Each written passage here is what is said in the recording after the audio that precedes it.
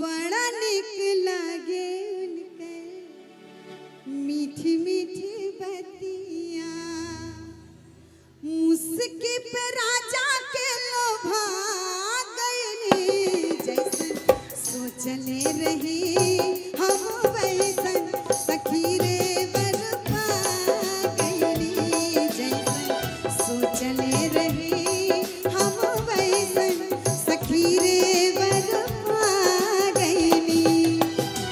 सांवरे सुरतिया मोहनी मूरतिया, बड़ा निक लागे उनके मीठी मीठी बतिया, मुस्की पे राजा के लोभा गईली, जैसन सोचले रही हम वैसन सखी रे बरपा गईली, जैसन सोचले रही हम वैसन सखी रे बरपा गईली। कौन हन जादू ऐसन रंगा सजान जी, प्रीतिया के रंग में रंगाए बाट मान जी। आप भी गइए। हाँ, कौन हन जादू ऐसन रंगा सजन जी, प्रीतिया के रंग में रंगाए बाट मान जी, प्रीतिया के रंग में रंगाए बाट मान धान। पानी अनमोल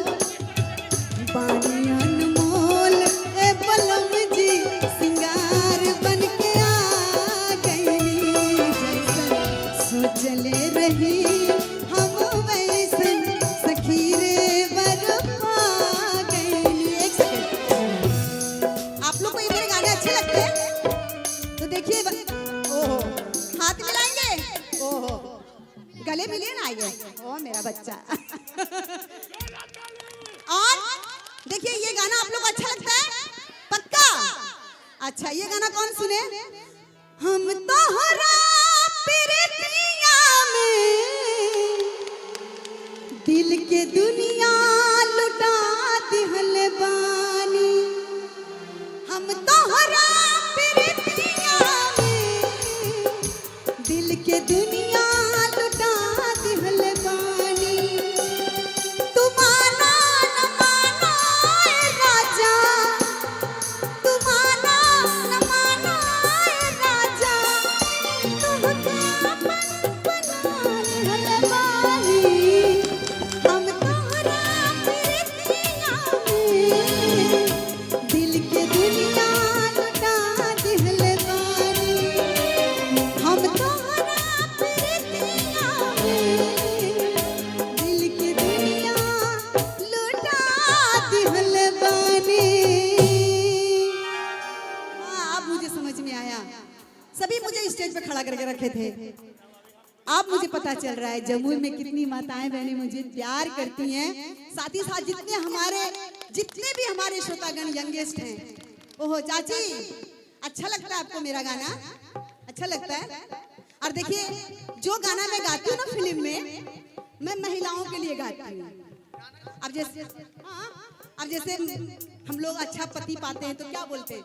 कौन हन जादू ऐसन रंगा सजन जी, प्रीतिया के रंग में रंगाए बाट मान जी, प्रीतिया के रंग में रंगाए बाट मान धान। पानी अनमोल ए बलम जी, सिंगार बन के आ गईली, जैसन सोचले रही हम वैसन सखी रे बरपा गईली। सांवरे सुरतिया मोहनी मूरतिया, बड़ा निक लागे उनके मीठी मीठी बतिया, मुस्की पे राजा के लोभा गईली, जैसन सोचले रही हम वैसन सखी रे बरपा गईली, जैसन सोचले रही हम वैसन सखी रे बरपा गईली। और ये गाना देखिए अभी मैं जब गा रही थी, सारी बहनें, सभी जितनी भी हैं, चाची बहन माताएं, सभी इस गाने